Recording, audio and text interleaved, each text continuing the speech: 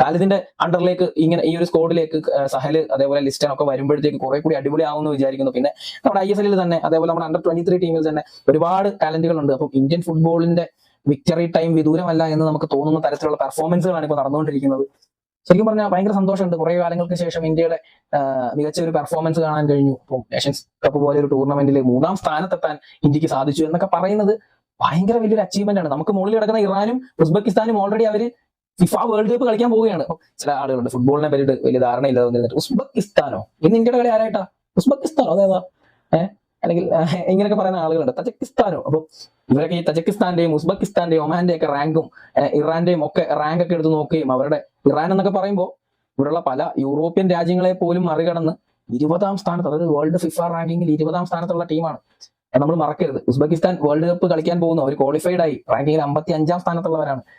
Oman 79, അതേപോലെ തജക്കിസ്ഥാൻ 106. ഇന്ത്യയെ സംബന്ധിച്ച് അവരൊക്കെ ഒരുപാട് വലിയ ടീമുകളാണ്. അവരോടാണ് പൊരുതി ഈ 3ാം സ്ഥാനം കരസ്ഥമാക്കിയിരിക്കുന്നത്. അതാരും കാണാതിരിക്കരുത്, കാണാതെ പോകരുത്.